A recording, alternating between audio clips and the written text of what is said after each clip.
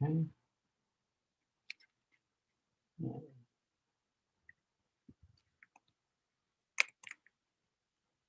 Can you see my screen?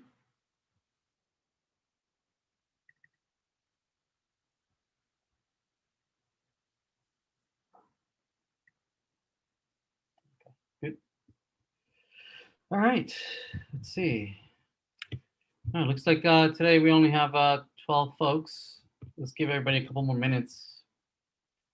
Meanwhile, let's see where we have been, where we are, and where we're going. So it looks like we are in the final stretch of the semester. We didn't meet this Monday since it was Care Day, and and so basically we have two lectures left today, and then Monday that was supposed to be Patriots Day with no class, but because we had Care Day this April 12th, then I believe there won't be Patriots Day on the 19th. So instead, I believe we're scheduled to have lecture on that day. Okay, so we're gonna meet today, and then we'll meet next Monday for lecture, and then after that, we have our last meeting on Wednesday, April 21st, and that we're going to be using mostly for reviewing for the final exam. So that final exam will be available 5 days later on Monday the 26th. We'll make it available for, say, 3 or 4 days so that you can work on it at your pace. Oh, we never did say when the project was due, huh? Wait, I think was it here? Let's see. In the assignment, does it say due date? Project implementation. Okay, due April 21st. Oh, okay, so it is due April 21st.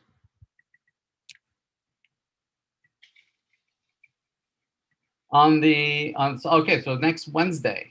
Next Wednesday. Oh, it does say project due. Yes, it does say that. All right.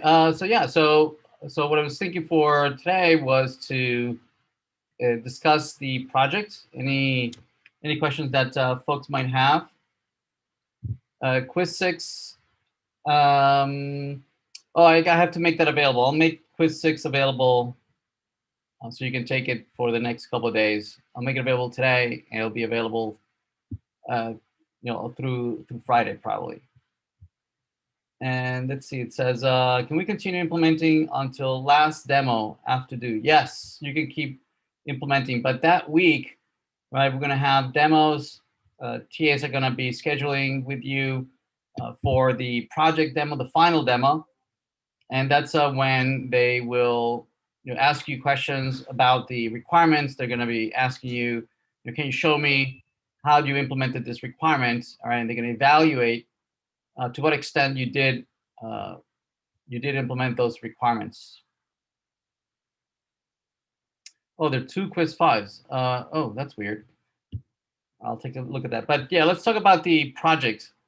So today and Monday, I'd like to discuss the project.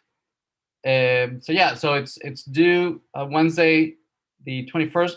Well, that means that on April 21st, the TAs can start scheduling the final demo, can start scheduling, calling out on teams to demo their project, and it'll be random, so that no one person goes first. Well, somebody has to go first, but it'll be random, and you will meet with them, and then they're going to ask you questions about the requirements. They're going to go through the various things that are due, and then they're going to ask you to demonstrate that that requirement was implemented or not, and to what extent. And they will give you that many points right there and then. So I would go through the project requirements again, making sure that you are meeting those requirements. If you have met with me or the TA about waiving a requirement or substituting a requirement for something else because you weren't doing exactly what the requirements were saying, that's fine. Just make sure to have it to have a whatever conversation or any discussion that you want to have with me or the TAs available, just so that that we know that we indeed agreed to any project change. Also, if you ideally everybody will be there in the project demo, and everybody should be able to demo, right? It shouldn't be the case where somebody asks a question and you say, well, I don't know, I didn't implement that part, John implemented that, right? So everybody should know everything. And the TAs might ask different team members to demo different things. So everybody should be very familiar with the project, how it works, and any gotchas, any edge cases that to stay away from. So yeah. So don't expect that just one person is going to do the demonstration, right? So the TAs will will cycle through everybody, asking everyone. I will make all the quiz questions available. And let me check to make sure that the dates for the quizzes are correct and they are allowing you to take those quizzes for the 3 or 4 days that we usually do. Again, so today we're going to do project. And so there's a question saying on how is it that we have MongoDB on Heroku? Yeah, we could totally go over that. Yeah, so today we'll talk about project. On Monday, we'll also be discussing the project. So please come with questions and we can either answer them here in class or we could do a follow-up and we can discuss it offline, one-on-one with you and your team. If it's something very specific, then I'd rather discuss that offline. But if it's something generic or general that could be helpful for the whole class, then definitely like to discuss it here in the lecture.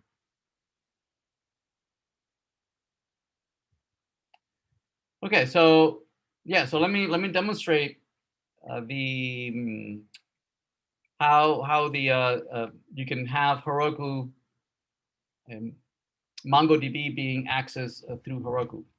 So what so the example that I'm going to give you is the generic server that I'm using. So the generic server uses a MongoDB database.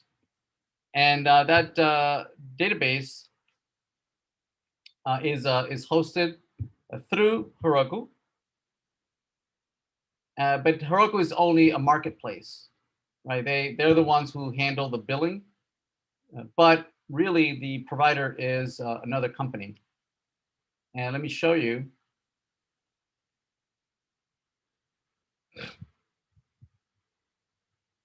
Let's see, where is it?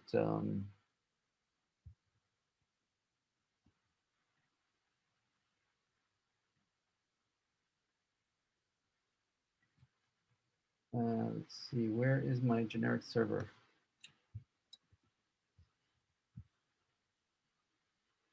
Okay, let's open that. Yeah, so the generic server is a Node.js application. Oh, that's not it. That's a Java application. Oops.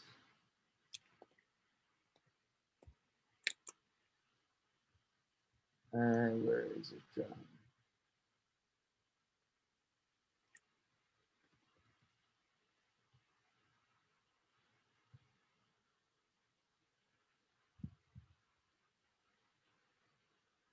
Where did I put it?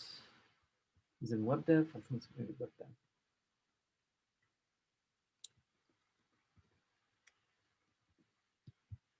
There we go, React server. Okay, it must be this one.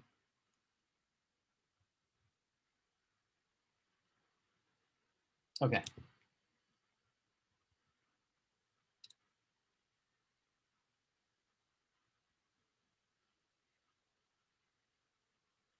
Okay, so yeah, so I'm using a company called Object Rocket. Okay, and Object Rocket is running a MongoDB instance. Can you share my screen? Can you see my screen? Yeah. So this is the IP, the name of the server that is hosting the Mongo instance, and that's the port number that they are listening at. And actually, they have several instances that can receive the requests, either at this name, IAT2C12 -1 -2 -0, right? And that's the name of my database, generic. Okay, so this is the connection string that Object Rocket, when you create an account with them, they'll give you the the name of your machine, that where your database is running. They will also give you a username and password. Notice that the username and password, I have not hard coded them into my code, right? Instead, I am reading them from an environment variable that locally, my environment variable is MongoLab username and MongoLab password, and which is stored in my .bash profile. Locally, it's stored in my bash profile, but remotely is stored in environment variables in Heroku. So in Heroku, now notice that the code for connecting to to Mongo is identical, right? Notice that this is identical that if this was running locally, right? If this were running locally, this would look what? This would look exactly the same, right? It would instead say MongoDB, and this would say localhost, right? All this would say localhost.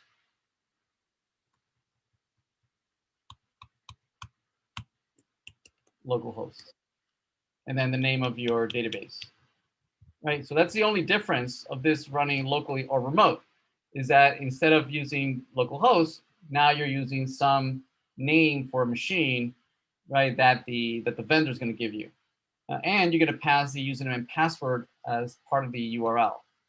Okay, usually the format is it starts with MongoDB : // and then the username : last name @ right, and then the name of the machine or IP address. If you have an IP address, you would use that : the name of the port number.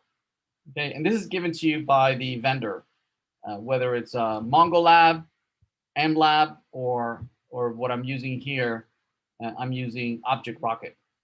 This is a paid service. This is not free.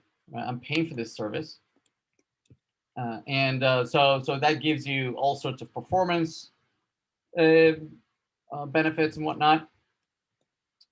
And object, what's it called?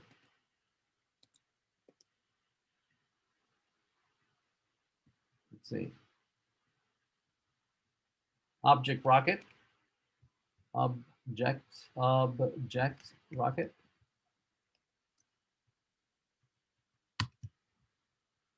Oops. So if I log in, this is my database. Oops, what's going on? It's not allowing me log in. CAPTCHA. Or log in with Rackspace. Huh, okay. That's fine. I can go through Heroku. If I go to Heroku, in my dashboard, and if I look up generic server, Notice that here, if you go to resources, if you click on resources, notice that I have installed Object Rocket, which I purchased through Heroku. You can look it up. You can look up here in the as an add-on. If you look up for MongoDB,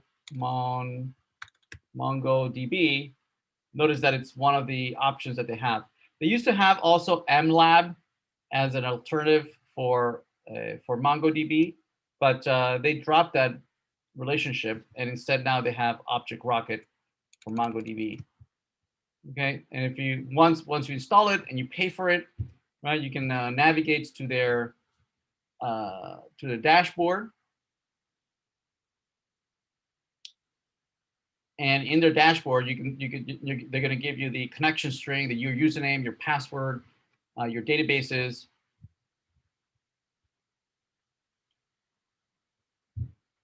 Yeah, there is a free version. I'm paying for it because I wanted to have a dedicated database. So there are free versions. You can also use other ones. Is MLab still a thing? MLab. Yeah, so MLab, right? It's also an alternative. I used to use MLab. There's a free sandbox with half a gig that you can use to play around with. That's also another alternative. I used to use MLab for all this. I switched over to Object Rocket. It worked just fine. There was nothing.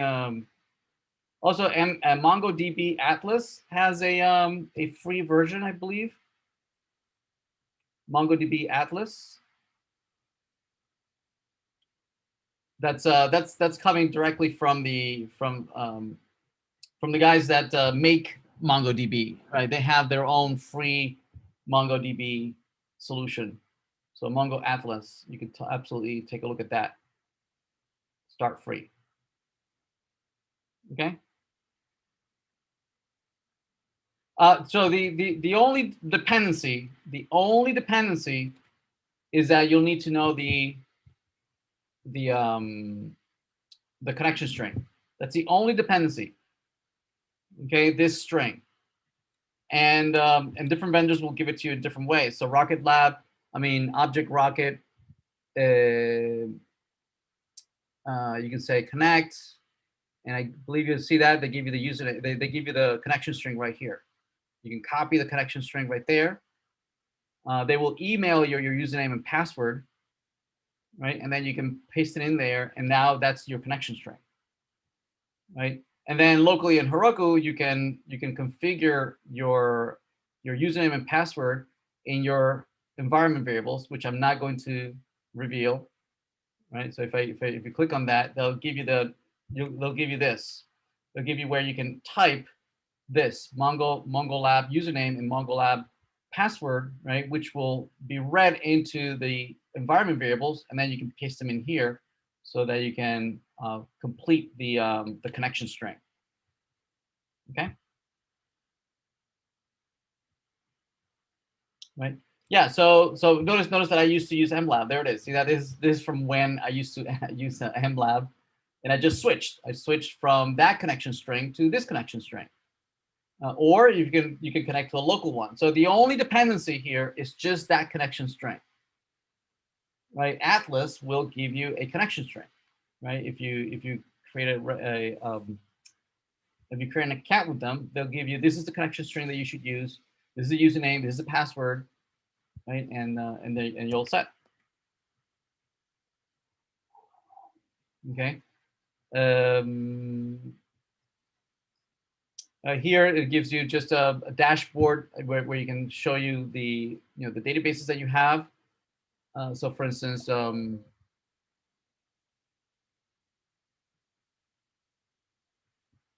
for generic, there are 195,000 objects.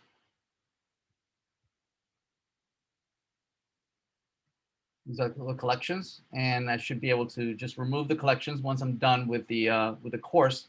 I'll remove the collections, right, and all your data will be gone for the assignments. Okay. All right. Yeah. So that's Object Rocket, or You can use Atlas or MLab. Again, the only thing that you need to know is the connection strength. Once you have that, you can connect to any database in the world, wherever they're being, because notice that these Mongo database instances are not running on Heroku, right? The only thing is that Heroku has partnerships with Object Rocket, right, to be their salesperson, right, to sell their services through MLab. But I could have through Heroku, I could have gone to Object Rocket, right, and purchased the service directly through them, instead of going through Heroku, right, and they would have just given me a connection string. Okay.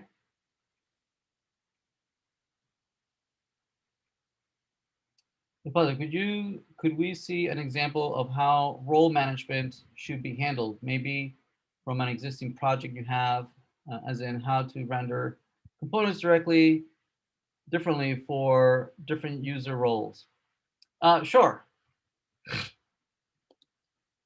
So so say well, I don't know if I have users here.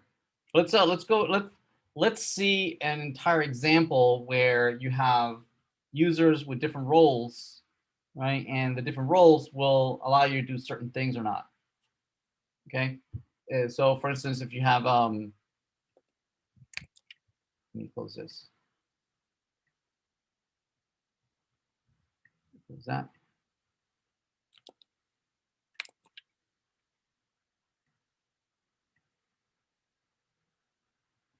Okay. And so let's say we go to our node. Let's see. This is web dev, SMP, SP01. This is the client. This is the server. Wait, let me see where it is.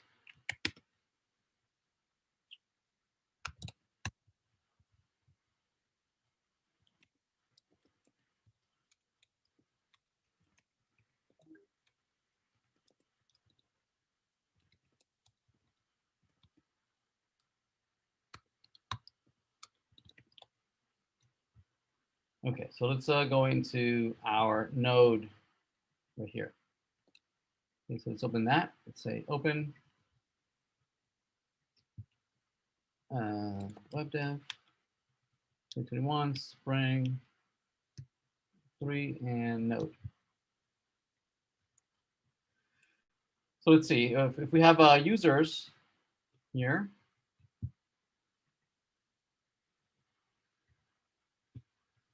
And we have data. This is where we're storing our data.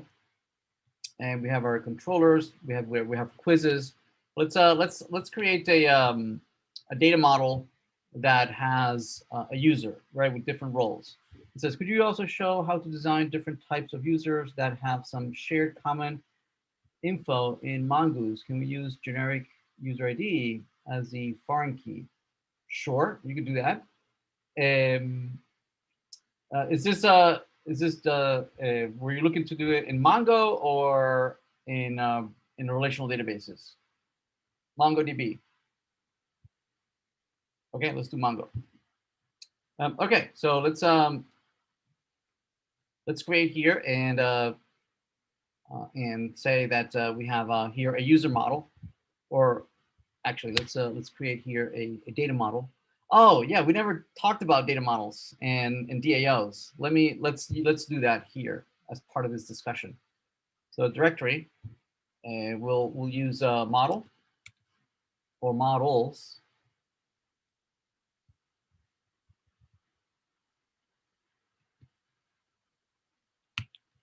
Models.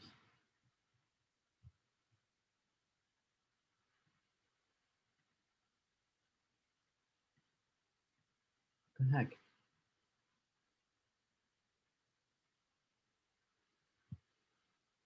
Why is it not letting me change the name? Refactor. Okay. Models. Okay. So let's create here a user model for a user. So user schema first. User schema.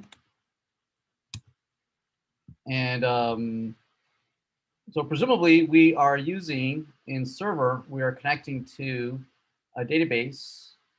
Are we not? Okay, we never look. It looks like we never connected to a database. So let's connect to the database as well. All right. So let's add Mongo to this.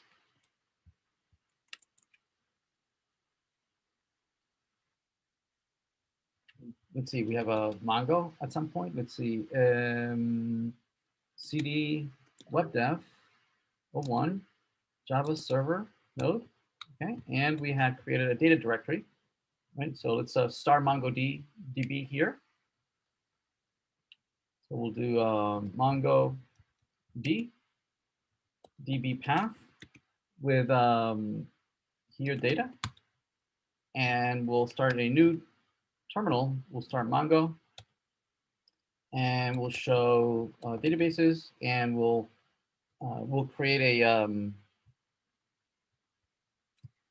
whiteboard, the database whiteboard 01. Is that what we called it?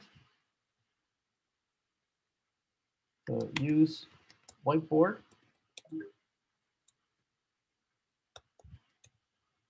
Show collections. Users. Okay. Let's do that. And so let's use this database. Let's use this database. And to connect to a database, we'll need Mongoose. So let's bring Mongoose. Mongoose.js.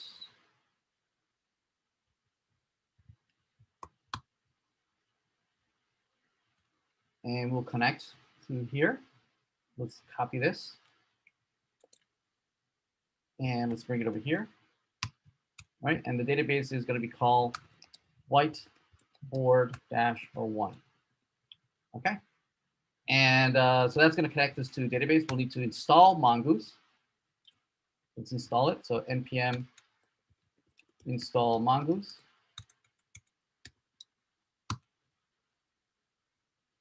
So while that's going, let's create it in models for users.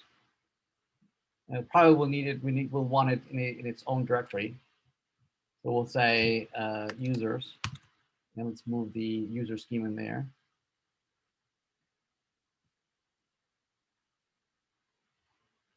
Why is it not letting me?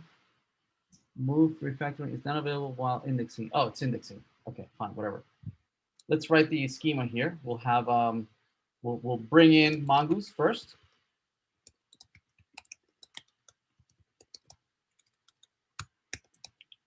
And then we'll create a schema for the users. We'll say Mongoose dot schema, and we'll establish the schema for the user, which will include, say, first name, which is a string. We'll have last name for string, username, and password. And now we want to have role. Now role is also going to be a string, but we want it to be a enumerated data type. Right? We only want certain types of strings. Right? So we'll say that yes, the type is a string. So it is a string, but it's not any string. It needs to be from this pool of strings. So it can only be that you're an admin, you're a faculty, say, or you're a student. Okay. All right. Okay. So then we export this. So we say module.exports equal users schema. Once we have that, leave that alone. Let's now create a model for this. Now can we move it? We'll create a model for this. So we'll say new JavaScript, so maybe users model. And this will be, we'll bring in Mongoose, require Mongoose. And also bring in the user schema that we just created. This will be require the user schema. And now we can create the user's model. Will be mongoose.model. And this will be a unique identifier, so user model, and then the schema, user schema, right? And we're going to export this model, user's model. Okay, so we're done with that. Then we're going to, as a good practice, is to encapsulate all commands that interact with the database into a DAO. Right. So because I mean we could use just the model. The model has all the functions we need. It has find, has delete, has insert or create, has all the functions that we need, but they're generic. They're very generic. So instead, what we do is we wrap inside a higher level API, users DAO, right? We encapsulate all the functions in here. So we're going to say, for instance, the function could be, find all users, okay, and const, find user by ID, which you pass in user ID here, const find user by username, okay, which can be useful when you're registering in a new person, right? Or find user by credentials, and you pass in username and password, which is useful for logging in. Okay, you want to maybe create a user, create user, and you pass in a user. Okay, and now this is going to need the model, right? So we can load the model. You can say const user model, users model, going to require models, users, user model. Something that we forgot in the schema for the users is the collection we want to store this. And with users, right? And I don't know, do we have users here? We do. Okay, and db.users.find. So we got, just 3 users. Very good. Oh, we call it first. Okay, we can fix that. Oh, we have type, and I have here role. I'll go with role. I'll forget about those. Okay, so let's go back to the DAO and let's just implement just a few of these first. Now, so these are this directly works with the data, the underlying data with the user model, right? So for instance, for find all users, basically this would be what? This would return, right, users model.find, which is just returns a promise. Find user by ID would return, users model.find by ID, and you pass in the user ID. So notice that it's just a wrapper, right, around that has a higher level API, right, find user by ID, instead of using the low level generic find by ID, right? Same thing, this find user by username, right? It's a wrapper around something like, return users model dot find, right? And then find one, because we know there's only one username is unique, right? Where username colon username, which we know can be rewritten in JavaScript, right? Without putting the, I'll just put it in there just so that it's clear. But we know we can clean that up. Same thing for user credentials. You can say, same thing with this. We know that there's only one that has both that username and that password. So username, password. Okay. All right. Create users returns user model users model dot create, right? Passes user. Again, notice that it's using all these generic low-level Mongo API.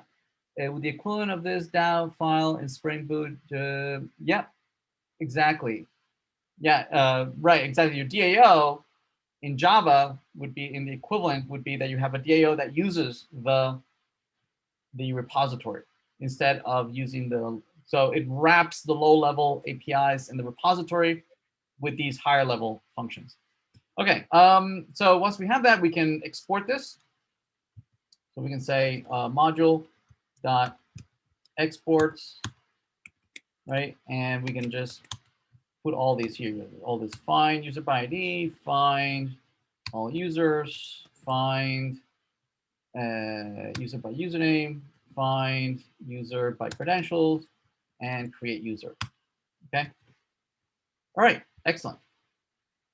All right. So now that we have these data layer. This is our data layer. Okay. A typo in password line 17. Password. Oh, thank you. Oops. Sorry about that.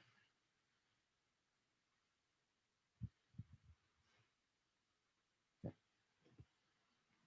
Copy, paste. Perfect. Okay. Right. So this is our data layer, right? And so we're going to build on top of this the things that we need to do as a business, right? This is just doing data layer stuff, right? It's a higher level API that it talks to our database. But on top of that, we want to create an application on top of that. For instance, we want to register people, right? We want to give their roles. If your role is this, then these are the things that you can do. These are the things that you can't do, right? So that's at the service layer, right? So a little higher than that is the service layer. So service layer, services. Oops, I meant a directory. So services. What? Oh, there's already. I'm sorry. There's already services layer. So yeah. So in here, we do users. So the user service, and so in here we would have all the high level things that are built on top of the data, right? So all the higher level functions. So this is users service, and so here you would have things such as register.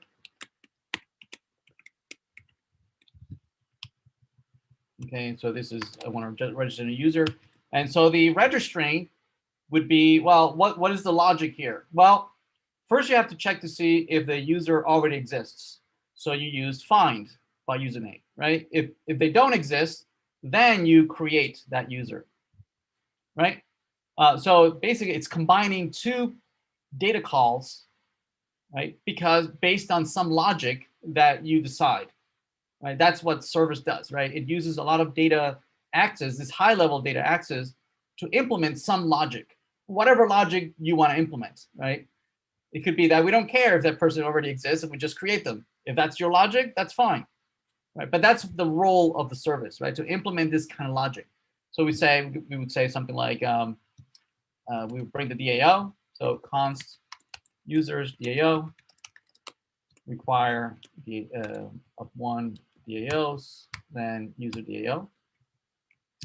So we can find the user. We can say users DAO.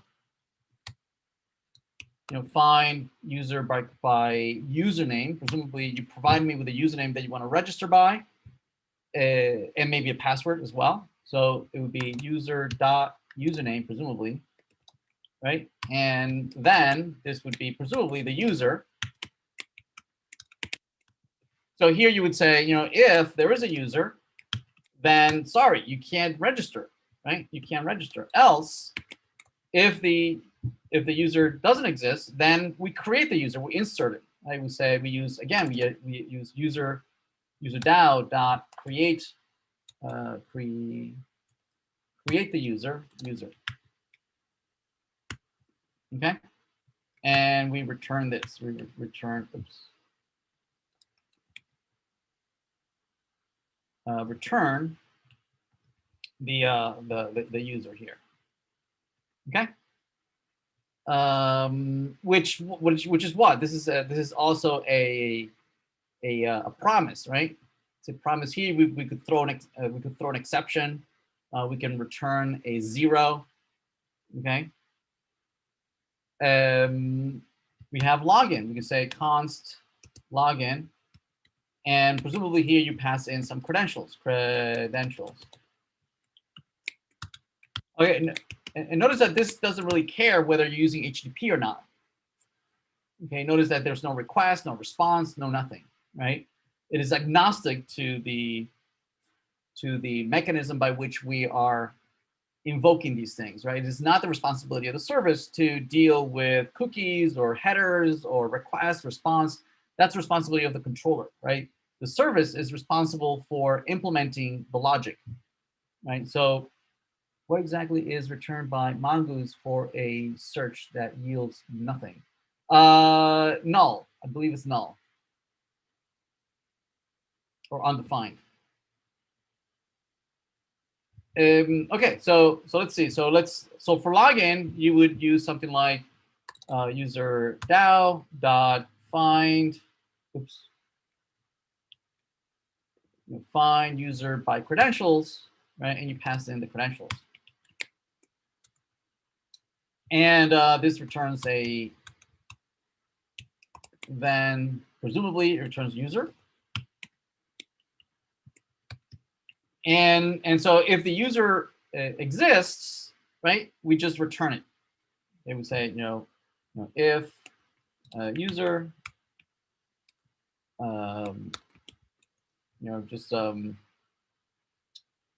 just return the user. Or actually, no, here we could just return the user, right? Regardless of whether we found it or not, we're just going to return the user. Okay. So register, login. What else? Let's other things here would also be useful. Now, if you are an administrator, for instance, you would like to be able to delete a user or create a user, right? And irrespective of whether that user logs in or not. Okay, but only an administrator should be able to do that, right? So here we can say create user, and here's user. And so this function would be guarded depending on the role of the person who's sending this, who's issuing this command, right? So we would check to see if the user who's calling this function has the admin role, then yes, they can call this function. Otherwise, we won't let them call this function, right? So presumably by the time they get here, we already know that this person who invoked this is able to create this user. Right? So they can just create the user, create user, and we'll just return this. Okay, so let's wrap this into export, and we'll do the create user, find, login, register. What else? Is that all we have? Okay, and we export that. Okay. All right, so now we can expose this in we can expose this on the as a controller, right? And we can write it here. So this would be JavaScript would be our users controller. Okay, and here we would have things such as module.exports. We need the app to be able to create the gets, the posts, the puts, right, the deletes.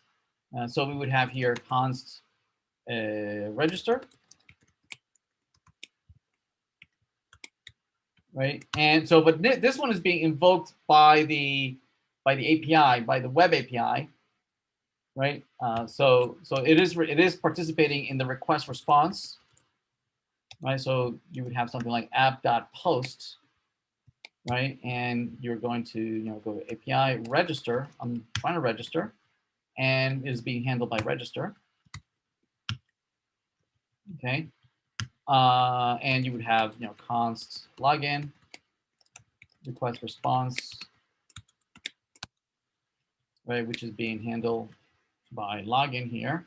So if I post login, we have login there. So register. Oh, and to try out the role, right? We would have create user. So only an administrator should be able to do this, right? Only if your administrator should be able to call the create user, right? Okay. Also request response. Request response. So we're first going to check to see on the client side, right? If the user is not administrator, we're not going to even give them the possibility of creating a user, right? So the UI should guard on this. But if the user is smart, if who's using the API is a developer, the developer can take a look at the source code, right, the JavaScript source code, and realize that if they post, right, to this, if they post to something like users, right, but they post to users, then they should be able to create a user and maybe create themselves and give themselves their username, their password, and even they give themselves an admin role, right? So definitely on the client side, we should not even let them do that, right? If they're not in the admin role, then they should not even have the button to create a user, right, or delete a user. Okay, but so we should guard it over there. We should also guard it over here. We should guard it here. It says, if for some reason a hacker is able to come all the way here and check to see and post to this, here we should check to see the role of the person who is posting. And if they don't have the admin role, then we come back with a 403 or something. What exactly? Okay. All right, so let's try this out, right? So register, right? We're going to presumably we're going to retrieve the user, right? The actual user from the body. You're going to post the user as an object in the body, so we can get the user object from the body. Okay. We might need to install another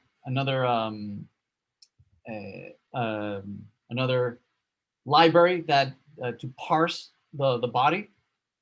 Although I'm not sure if the newer versions of Express already include body parser. Let me see. Do we have that? Oh yeah, it's there. So it looks like we don't have to. Well, we need to we might need to import it and configure it. Yeah, by default, Express doesn't know how to parse the body. So yeah, so this is the user, includes the username and password you want to use to register yourself. So we're going to use the service. Let's bring in the service. So this is const user service. I'm going to require the service. Require. Go up. Services. Go down to user service. User service. So here we call user service. So user service dot register, and we pass in the user object. Okay. Now I forget what register, create the user. Okay, so presumably creates the user, and we're just going to say, presumably this is the actual user. And we are going to send this user back. We're going to say response dot send back the user, the actual user. Now this actual user could be null, right? Because the user already exists and we don't create the user again. Right, so we stop you from creating a duplicate. Okay, we also should log this person in as the current user. Okay, and to do that, right, we need to use express the session, right? And I don't know if we configured that. Doesn't look like we did. Let's configure that. That's express session.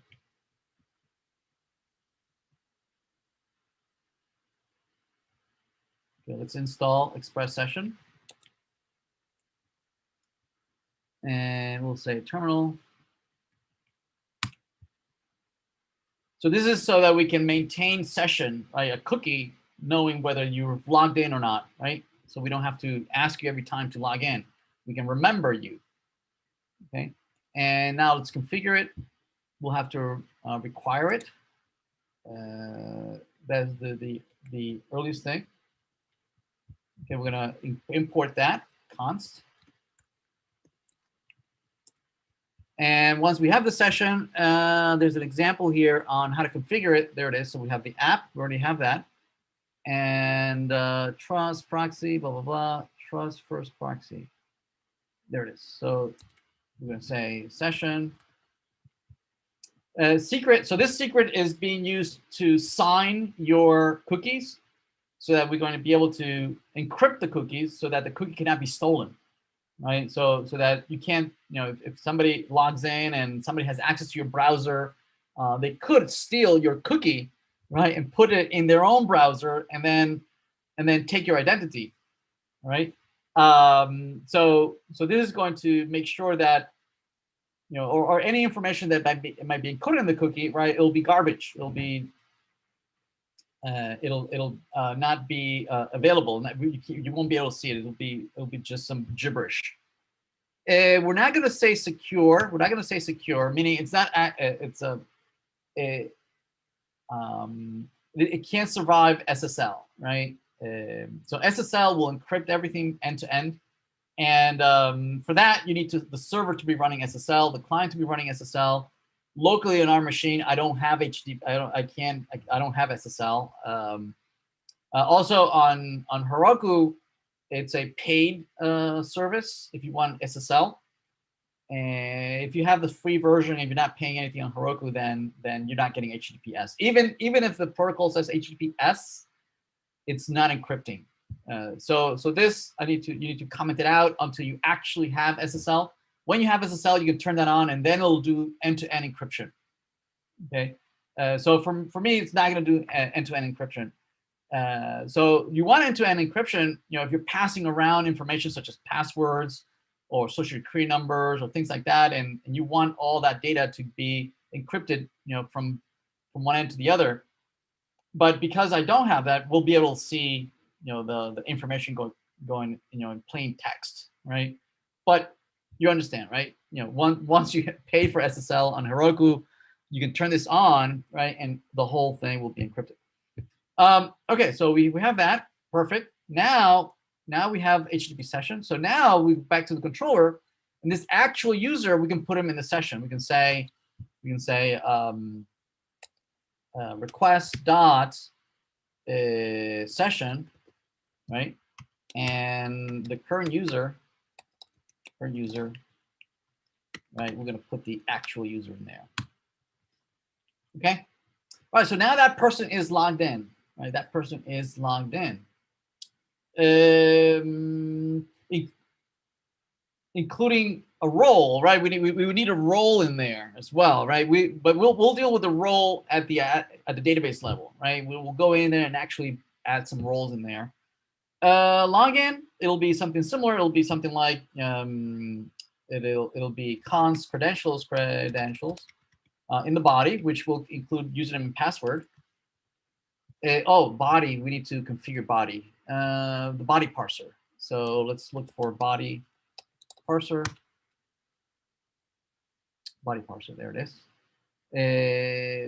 So that's so that we can parse this in the body. That's not necessarily out of the box, so we'll need to include that. So let's import it.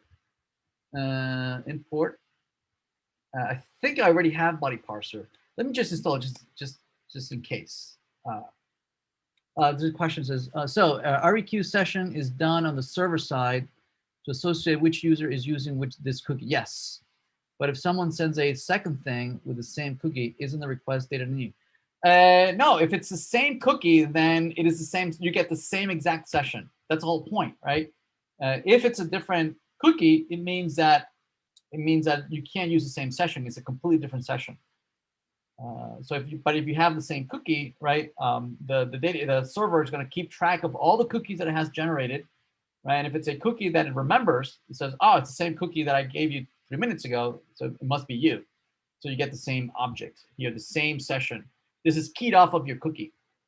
So the server receives a request, tags on yes, unless you're exactly, yep. So this session is being added by this right here, this app.use. App.use means intercept every single request.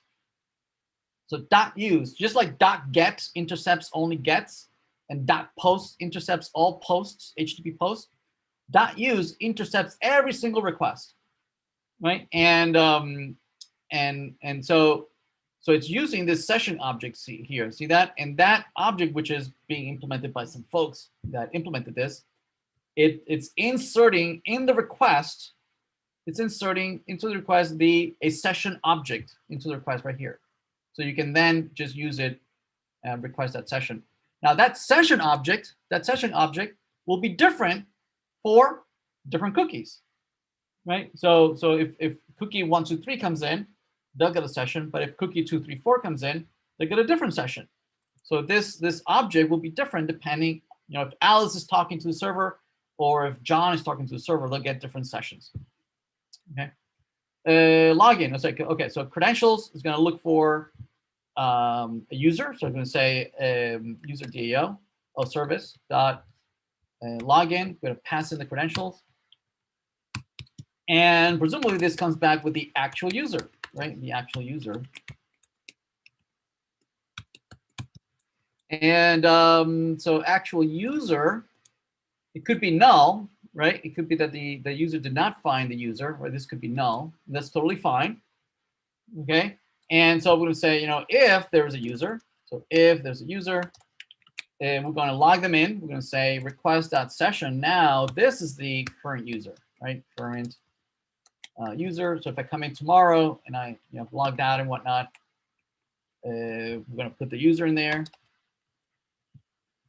Okay, and then we are going to respond with and send back the actual user. Okay. Else we should respond, send back a 403. 403 meaning nope, you're not allowed, right? It's an authentication error. Okay, and we should handle it on the client. Create user. So create user.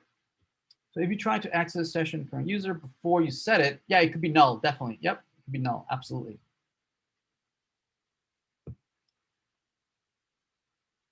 So create user, we should check to see if the current user who's logged in, meaning the admin, if they have the role admin, then we should allow them to create it. Otherwise, no.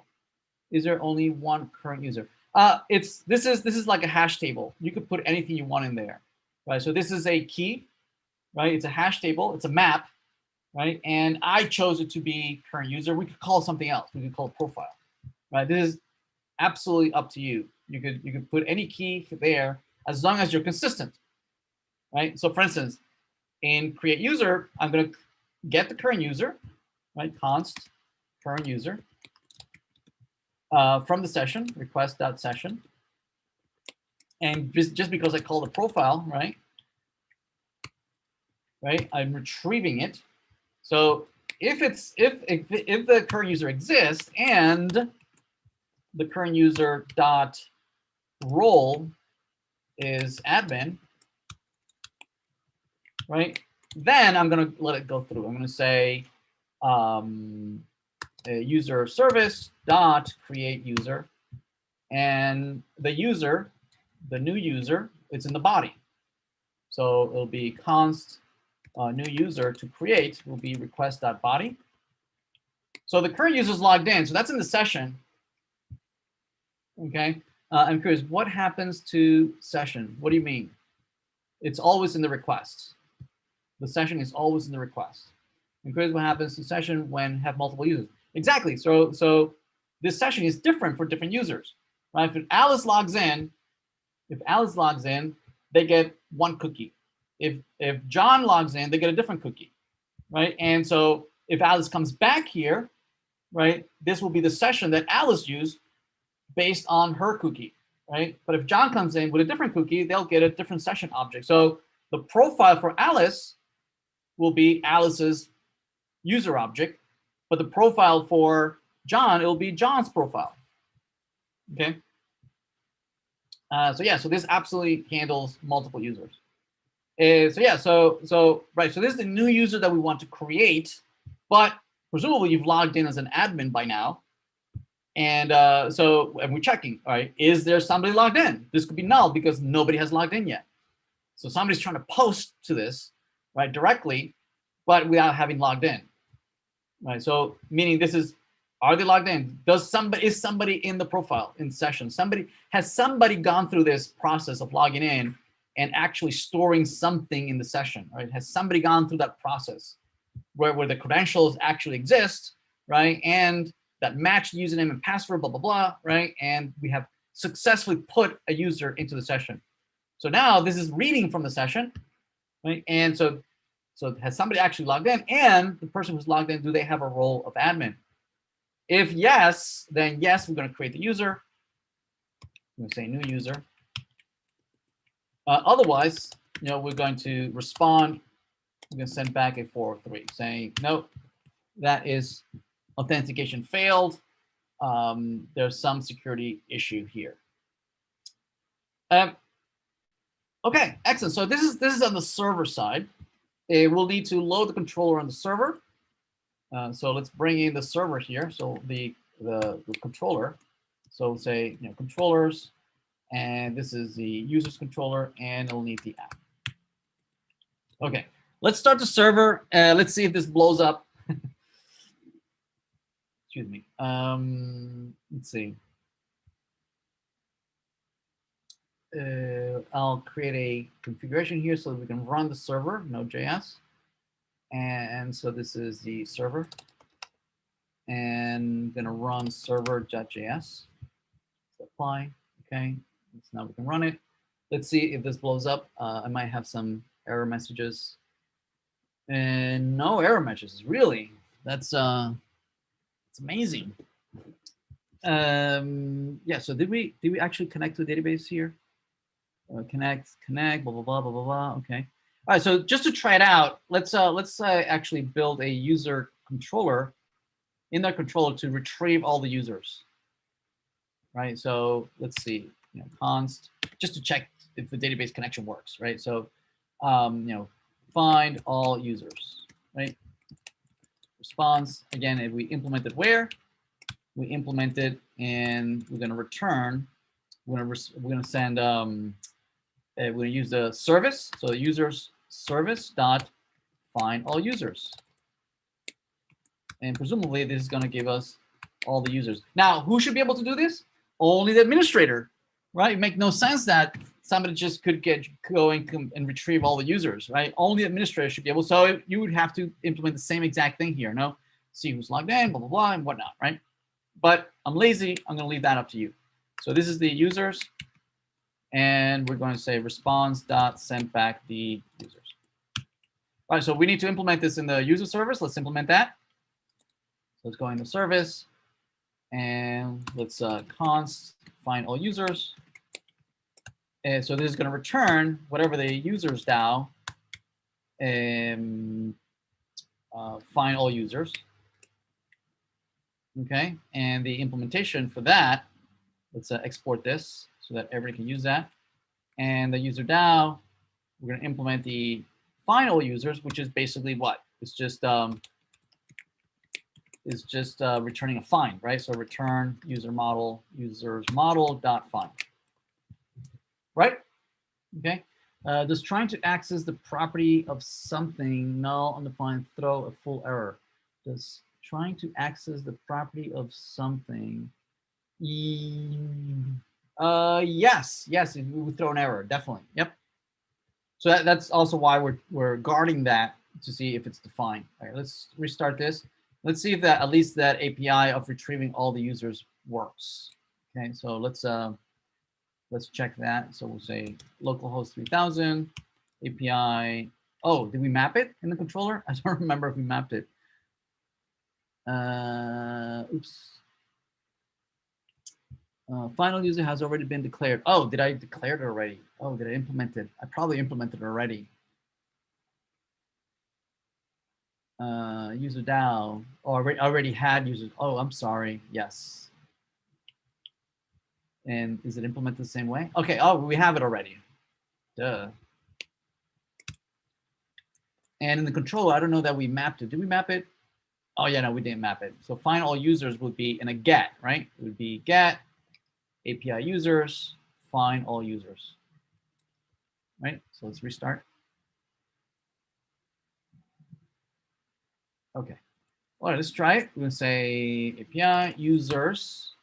Okay, so we do have connection to the database. Notice that we have the 1, 2, 3 users, right, that are in the database. So we are connected to the local database.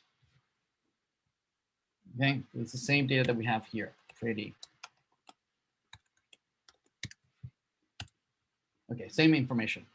Okay, so let's try out registering. So now let's head over to the client side. So let's open up our React client. Let's open up and let's say open recent. I think it must be this one.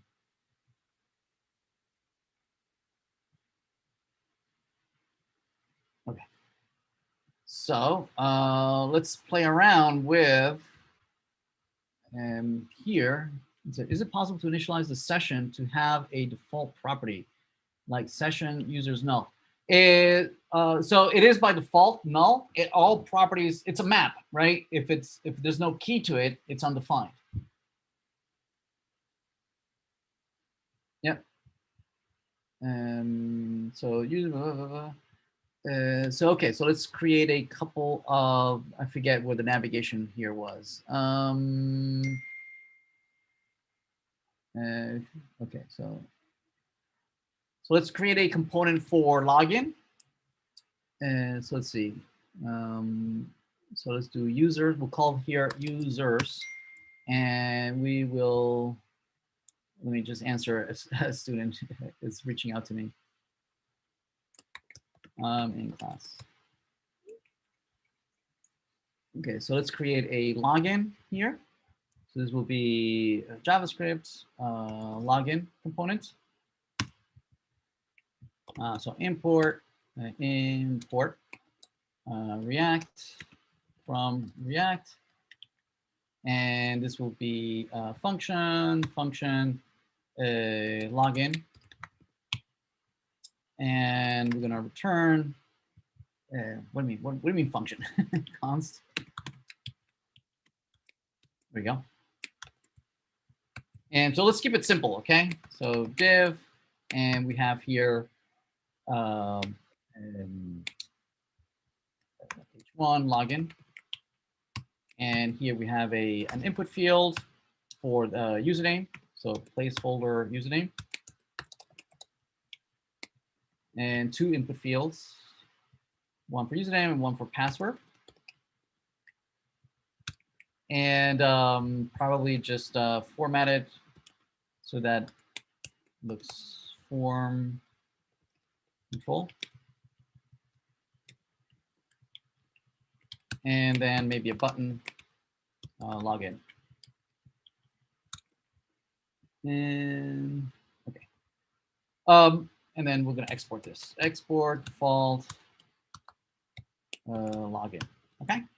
And we'll also need a register, which looks very similar. So I'm going to call this register. Oh, it's got a JavaScript. So we'll call this register. Register, and probably it'll have maybe a password 2, where you can validate, but I'm not going to do that. And so let's then let's have a router for these. So we'll say that if we go to, we say login, we'll go to login, login. And we have a register, register. We go to register, register. Okay. Did I not call it register? Register, register, register, register. Can't find it. Import, import. There we go. Okay, excellent. So we'll also maybe put a hyperlink somewhere here so that we can navigate there. So maybe say link. And this will be a link that says register, register, and login, login. And this will go to register, register. And this will go to login. Okay. All right, let's run this. Let's see what we got. This has been a while since I've touched this. Looks like, okay. Right, our Node.js is running on 3000, and this also wants to run on 3000, right? So you could say yes, run on a different one, right? But let's not do that. Let's go back to Node.js. I'm going to show you. We can change the port to be something else. So the server, we can say, well, run on 4000 instead. Okay, so let's stop that and run it again. We just have to remember that it's running at 4000, not 3000. Okay, so let's go back here and let's restart. So now this also will be running on 3000. Let's wait until it boots up.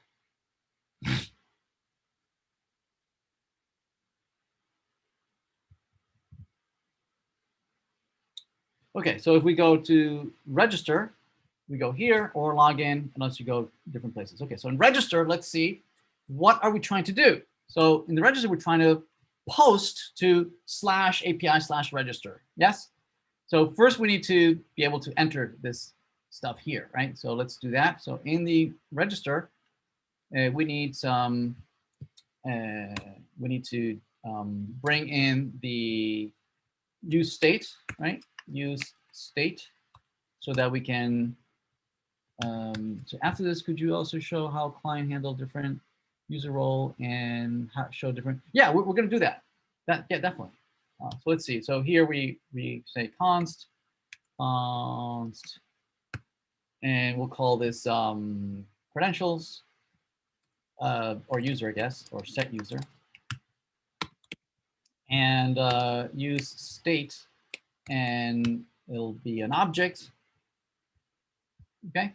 And so as this changes, so on change, blah, blah, blah, we get E, and we say, set user to be, whatever user was, comma, and we change the username to be the E.target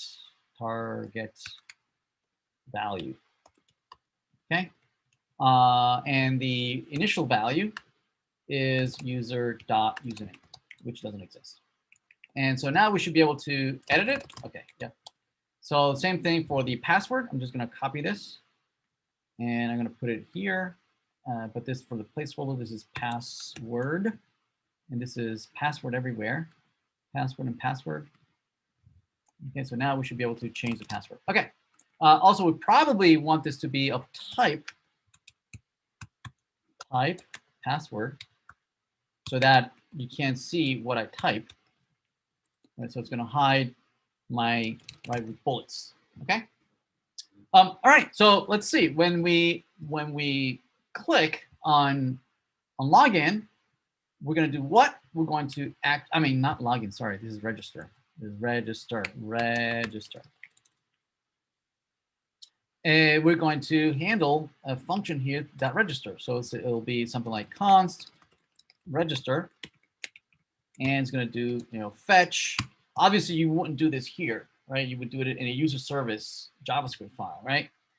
So we're going to do a post where we're going to do to http://. Actually, we have a URL right here somewhere. Oh, did we not? Okay, I guess not. Never mind.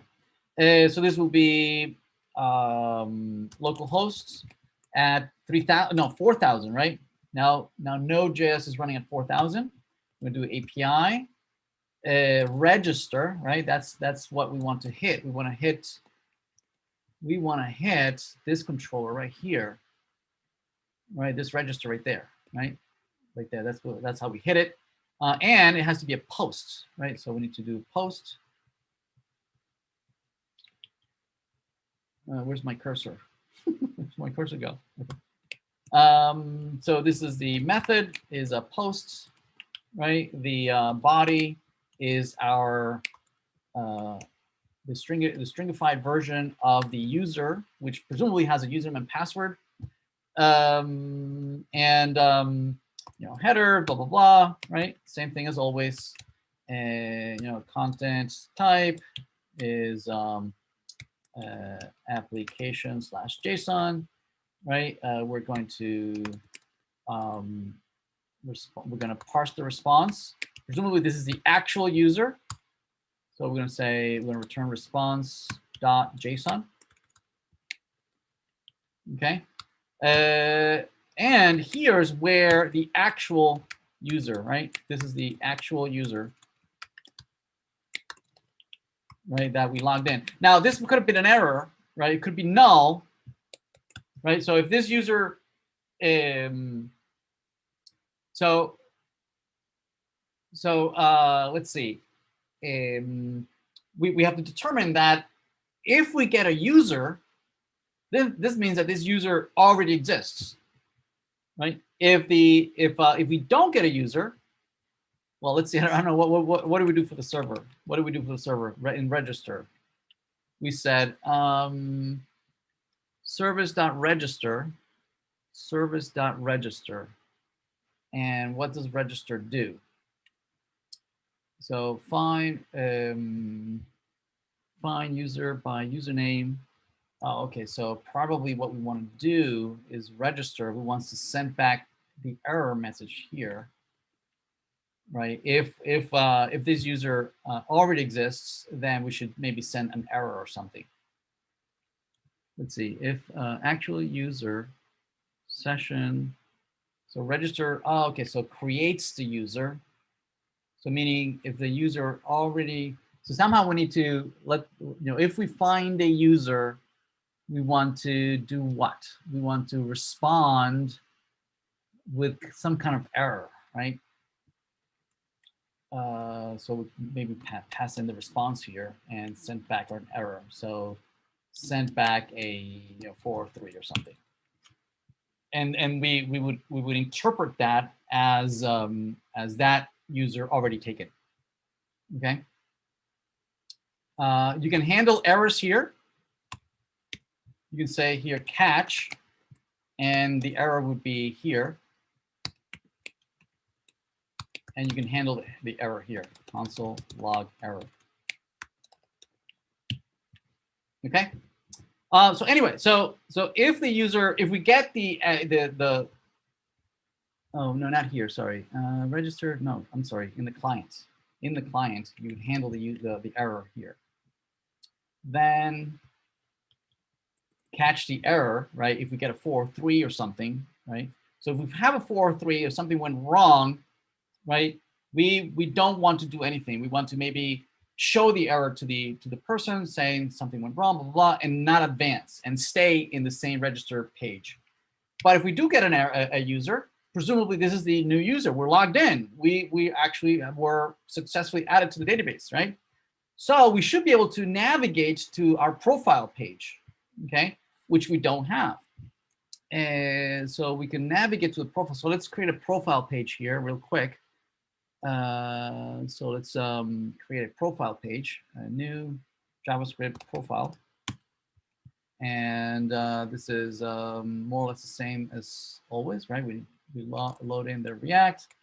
and const profile page profile. So here's where you would decide, depending on your role, you would display certain things, but not others.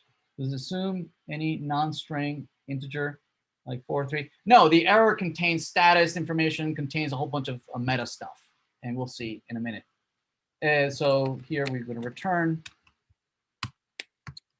div, and this will be h1 profile, profile, right? And this will be export default profile. Okay, oops, I didn't mean to do that. Stop it. So once we have the profile, when we successfully register, we want to navigate there, right? And so the way we navigate is using history, right? So we're going to import use history from React router DOM. And with that, we can now push and navigate to the profile, right? So use history, we're going to push to /profile, right? And profile is going to be mapped, right, in a router, right? So that if you see profile on the URL, profile, it'll navigate to profile. Can't type today. Profile. There we go. Okay. All right. So let's try it out. How it knows that there's an error to catch. Yeah. So remember that in the server. Remember in the server we are sending right here. Right. We're sending response.send actual user. See that? This finishes off the response. Right. Notice that we have a request coming in. Right. Not until we generate a response does the server keep doing stuff. Right. So we can either terminate here the response and we're done, or notice that I'm passing the response to the register, and the register can decide to terminate the response by the cycle, the request response right there, and that's it. The server does not continue doing anything, right? So we're sending back the 4.3. So now the client on the register side, in this .then waiting for that response, it is not going to get a response. Instead, it's going to get an error. Well, sorry, the response is going to be an error.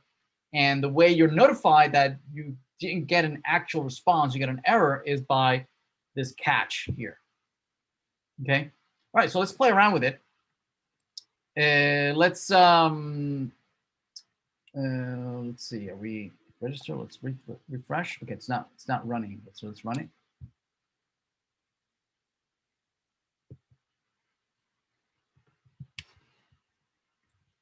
So it's navigate to register. Let's create a user. Let's see, what users do we not have? We have Alice, Ada, Bob. Okay, so let's create Dan, say. Dan, and we'll say Dan password. And let's see, when we inspect, what do we send to the server? It looks like we have an error in the console. Changing uncontrolled register. Really? Okay. Okay. Let's look at the network. Let's see if we're able to send something to register. Oh, we probably didn't do an on click. Yeah, we didn't do an on click. So let's do on click. So on click, we're going to notify this register function that we have. There we go. Let's do it again. Ooh, what happened? What's this? 3000 update. No. Okay, let's register now. Click register. Okay. All right. It looks like we have an error on the on the server. Let's go back to the server. It looks like we have a 500 error. Let's go to the server. Let's see. That's not the server? This is the server. We can look at the terminal or when it's running, and we should be able to see the error. Okay, let's see.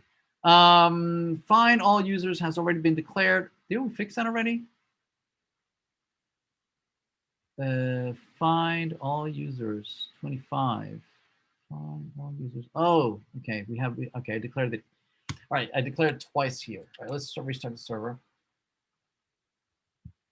Let's make sure that we didn't insert anybody in the database. Okay, we did not insert anybody in the database. Good. Okay, let's try it again. The server booted again. Let's bring the client. Let's restart the register, and let's try that again. So that's Dan2. Register. Okay, we still get a 500 error. Okay, so cannot read property of username of undefined in service 38. So here, usernames. Okay, so who calls this? The controller calls this, right? So the controller is register. Okay, probably this body is not parsing. Probably is not parsing. Let's try it again. Let's refresh and let's try it again. So Dan2 register. Oh, we don't. Let's run it in debug mode so that we can step through it. Let's restart that. Let's try it again. So this is Dan, and let's register. Okay, we're here. Let's see, user. Okay, user's undefined. Okay, it looks like it's not able to parse the body, right?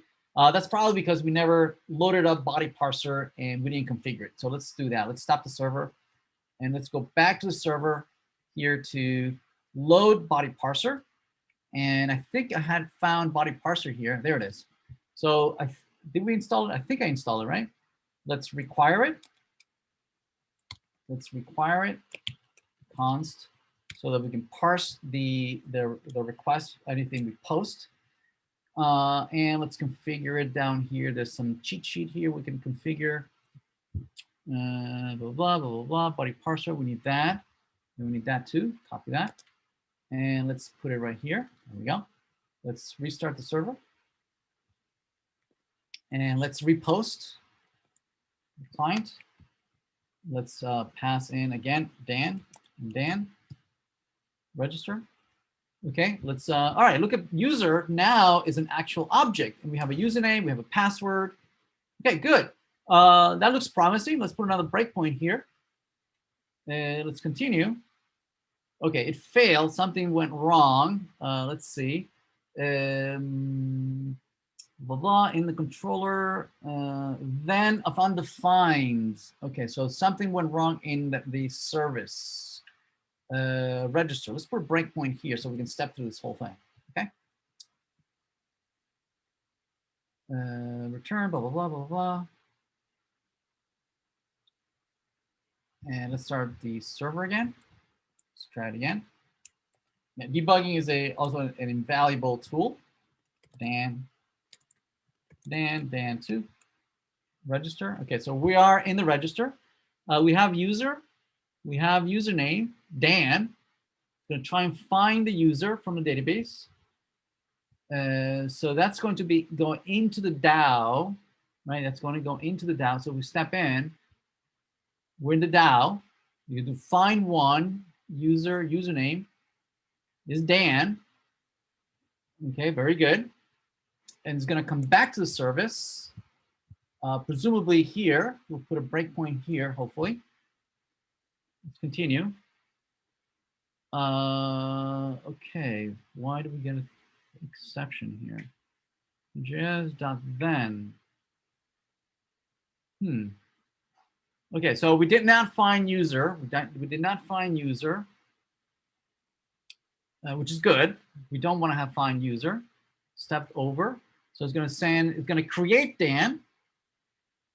Oh, this user is the one we want to create, not this user.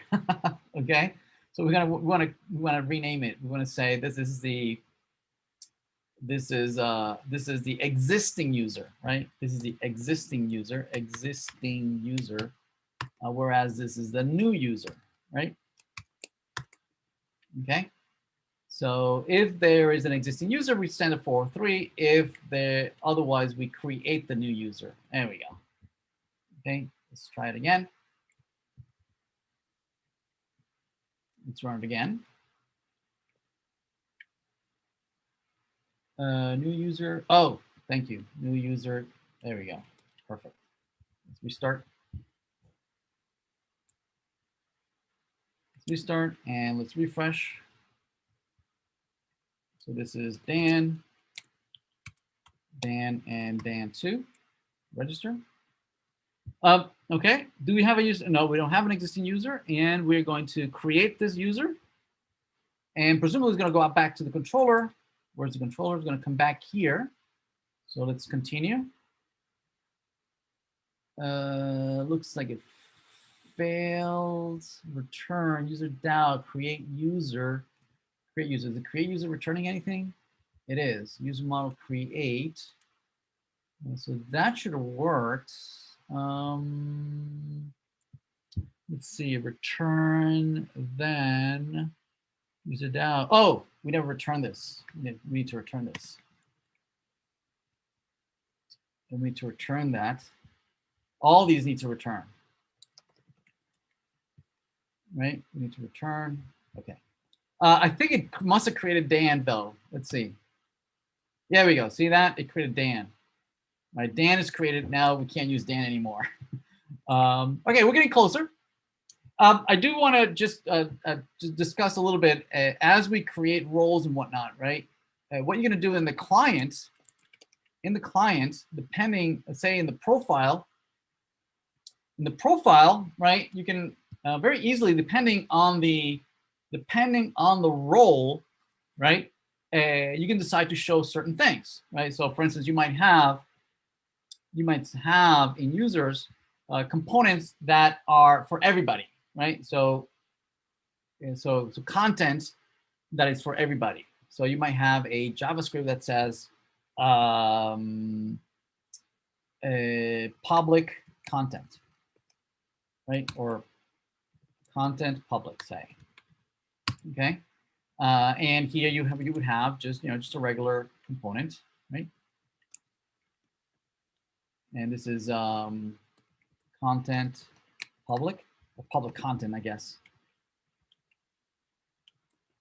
Okay, but then you would also have content that is only for admin, right? So admin content. And so this is admin content.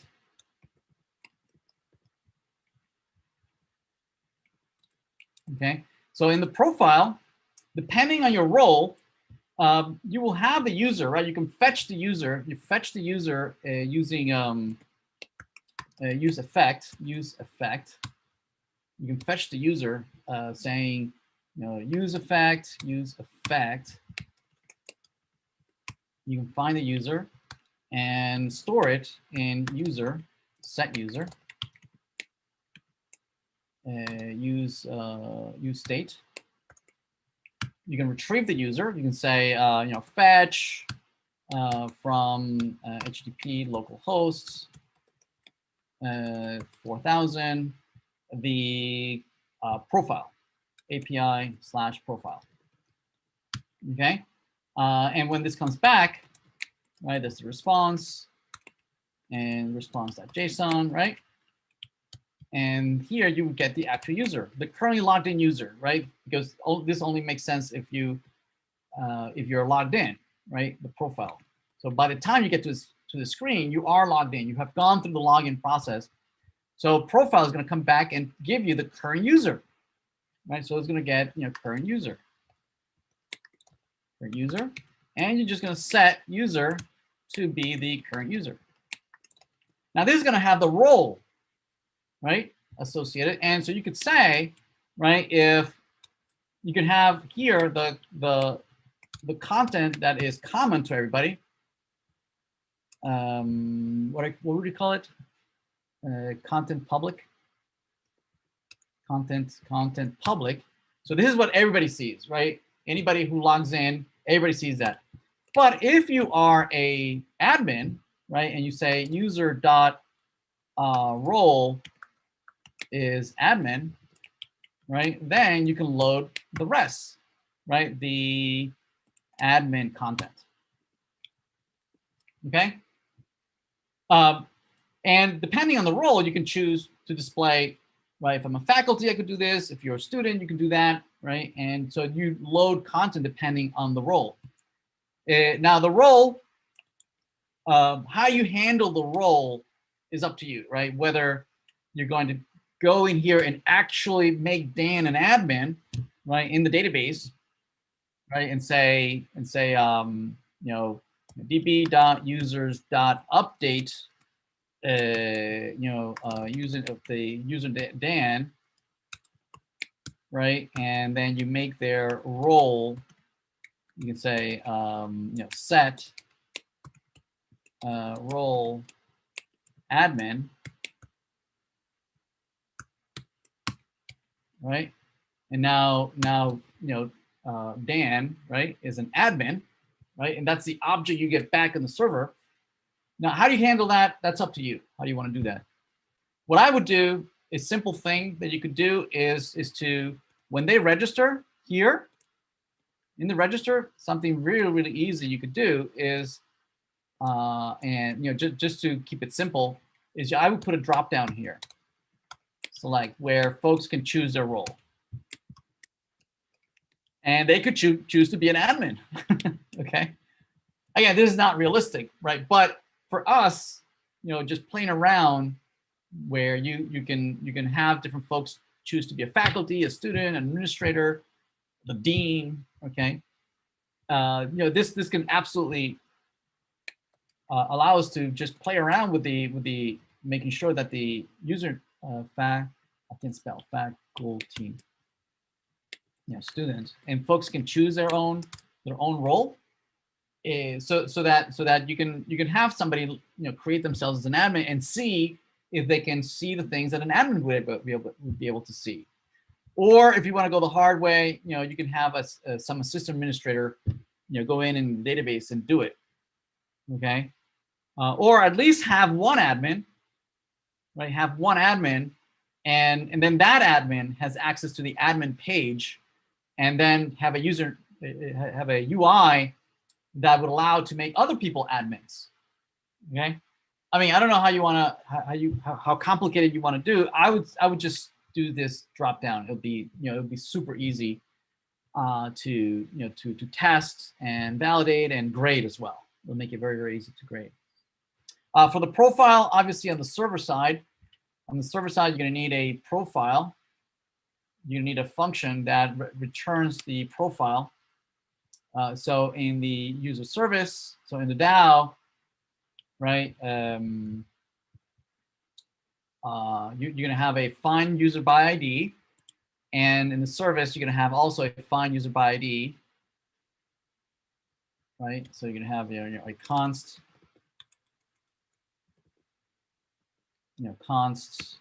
find. Actually, no, I'm sorry. In the controller, you can have the profile. Who's the profile? Basically, whoever last logged in. Const profile. It's basically just what? Request response. It's going to say, I'm going to look for the current user from the session. There it is, right? And I'm just going to respond with that. Respond sent back the current user. Obviously, if somebody did not log in, the current user is going to be null, so nobody's logged in. But if somebody has gone through the login process, right, the profile will have the user, and that's exactly what you're retrieving, and that's what you're sending back, right? And that profile will either have a role, will have all the username, password, and all that. Yeah, the very first time, if you navigate to the profile without having logged in, that's going to be null, right? And you should handle that at the profile, right? If it's null, right, that means that you've navigated to the profile without having logged in, right? And you should handle that and just navigate back to the login page, right? So if you try to go into the profile page without having logged in, you should be kicked out. Okay. Yeah, send is for sending anything, right, including JSON. JSON is strictly for sending JSON, and yes, we should be if we know that the data is underlined as JSON, you should be using response.json. All right, folks, ran out of time. I'm going to actually keep going. I'm going to add more to this project, right? And I'm going to share with everybody so that you have an example on that, right? And I'll do some handling errors as well. Okay. Yeah, I'll check that. Thank you. All right. Thank you, everyone. Bye-bye.